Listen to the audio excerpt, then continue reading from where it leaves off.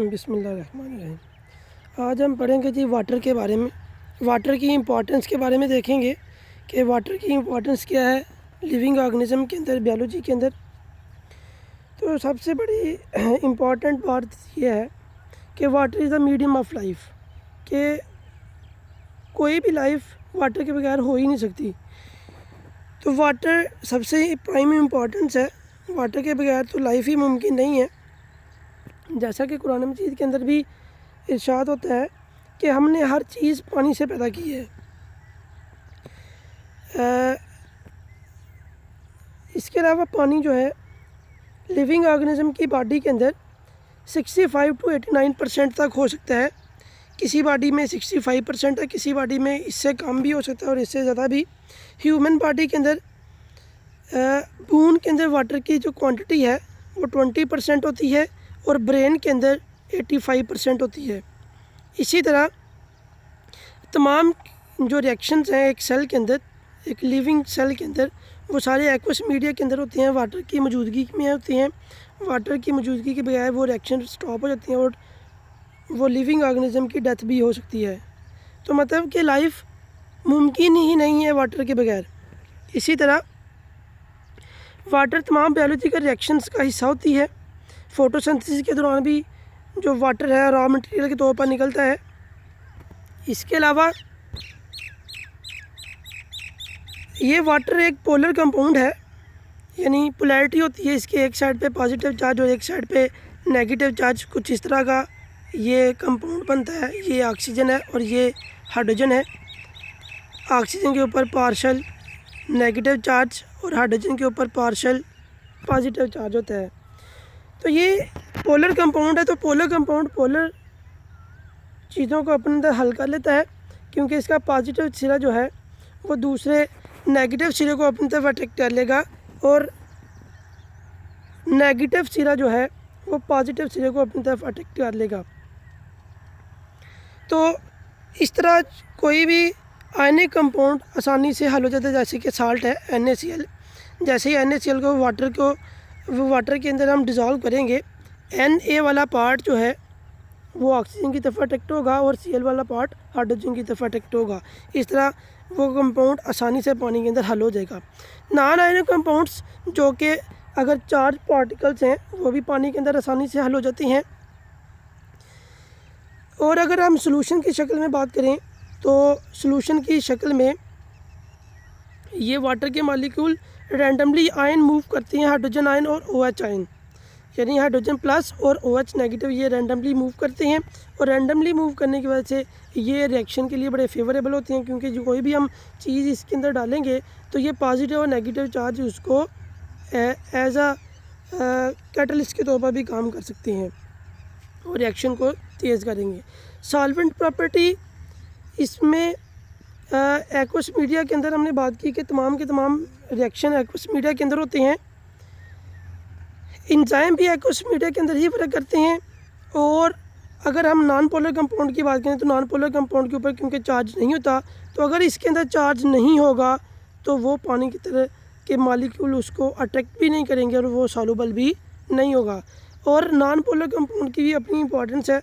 Non polar compound से हमारी body बनी होती है। हमारी बॉडी के अंदर जो सेल्स हैं उनकी तमाम की तमाम मेम्ब्रेन्स बनी होती हैं और उन मेम्ब्रेन्स का नॉन पोलर का मॉलिक्यूल का बनने का फ़ायदा ये है कि वो पानी के अंदर हल नहीं होती और अपनी शक्ल को बरकरार रखती हैं। अदरवाइज़ वो पानी के अंदर हल हो जाएँ और उसकी जो शेप है वो तो बिगड़ ही जाए। हीट कैपेसिटी की बात करें, हीट कैपेसिटी क्या है कि पानी जो है वो कितनी हीट को ऑब्जर्व करता है और कितना अपना टेम्परेचर चेंज करता है। जैसे मैं एक एग्जांपल देता हूँ। आपके पास 3 पीस हैं, एक लोहे का पीस है और एक लकड़ी का पीस है। उतनी ही क्वांटिटी में आपने एक ट्रे के अंदर वाटर रखा है। तीनों को आपने धूप में रख दें तो धूप की रोशनी तीनों के ऊपर तो इक्वल क्वांटिटी में पड़ेगी, लेकिन लोहा ज़्यादा गर्म हो जाएगा, वुड उतनी गर्म नहीं होगी और पानी बिल्कुल भी अपने टेम्परेचर को चेंज बहुत कम शो करेगा। तो इसका मतलब है कि हीट तो सभी ने इक्वल ऑब्जर्व की है, लेकिन पानी ने उस हीट को ज़्यादा अपने अंदर छुपा लिया है। हीट ऑब्जर्व होने के बाद शो नहीं हो रही, तो ये हीट कैपेसिटी है। तो इसको हम डिफ़ाइन ऐसे करते हैं कि number of calories required to raise the temperature of 1 gram for water for 1 degree centigrade, कि कितनी कैलोरी हीट की चाहिए 1 ग्राम पानी के टेम्परेचर को 1 डिग्री तक बढ़ाने के लिए। तो पानी के अंदर पानी की हीट कैपेसिटी इसलिए ज़्यादा है कि पानी के अंदर हाइड्रोजन बॉन्डिंग होती है और हाइड्रोजन बॉन्डिंग को तोड़ना मुश्किल होता है। हाइड्रोजन बॉन्डिंग क्या होती है कि ऐसी इंटरमॉलिक्यूलर फोर्स जिसमें एक पॉजिटिव सिरा हाइड्रोजन का दूसरे किसी भी नेगेटिव सिरे को खींचे। जैसे अभी हमने पानी की पोलैरिटी पढ़ी कि पानी का एक सिरा पॉजिटिव होता है और दूसरा सिरा नेगेटिव होता है ऑक्सीजन वाला। तो हाइड्रोजन वाला सिरा दूसरे पानी के मॉलिक्यूल को अपनी तरफ अट्रैक्ट करेगा, जिसे हम बोलते हैं हाइड्रोजन बॉन्डिंग। तो इसके अलावा ये टेम्परेचर स्टेबलाइज़र भी है। टेम्परेचर को क्योंकि ये चेंज नहीं होने देता, इसलिए हमारी बॉडी में या प्लांट की बॉडी में रह के टेम्परेचर को स्टेबलाइज़ करता है, जिसका फ़ायदा ये होता है कि अगर इन्वायरमेंट के अंदर टेम्परेचर की सडन चेंज आ भी जाए तो ये हमारी बॉडी को प्रोटेक्ट करता है। हीट ऑफ वेपोराइजेशन, कि वाटर एवेपोरेट होने के लिए कितनी हीट को ऑब्जॉर्व करता है, इसे हम बोलते हैं हीट ऑफ वेपोराइजेशन। तो इसको हम डिफ़ाइन ऐसे करते हैं कि absorb much heat to change from liquid into gas, कि कितनी चीज़ हीट को ऑब्जॉर्ब कर रहा है लिक्विड से गैस में जाने के लिए।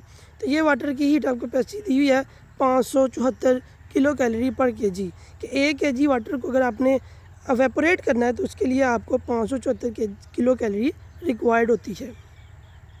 इसका ये ज़्यादा हीट ऑफ वेपोराइजेशन का फ़ायदा ये है कि ये काज कूलिंग इफेक्ट पैदा करती है, कि अगर ये पानी आपकी बॉडी के ऊपर आता है तो वहाँ से एवेपोरेट होने के लिए आपकी बॉडी की हीट को ऑब्जॉर्व करेगा, जिससे आप ठंडक महसूस करेंगे।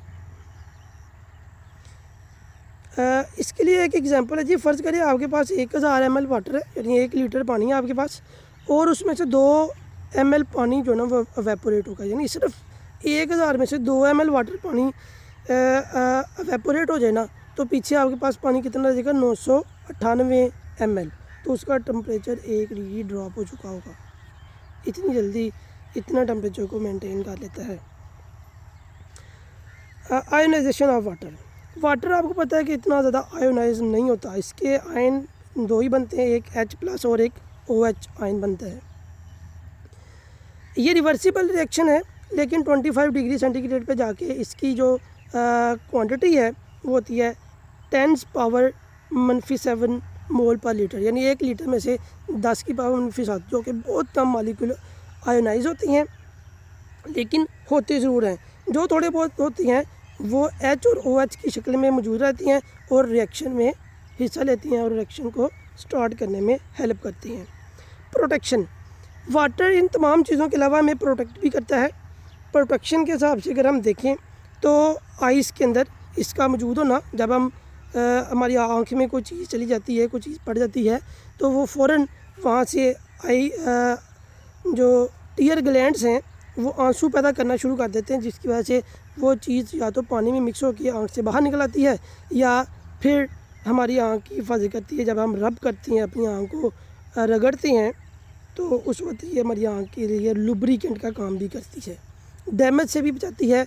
जब हम रबिंग कर रहे होती हैं तो पैदा होने वाली फ्रिक्शन से भी हमें प्रोटेक्ट करती है। Thank you.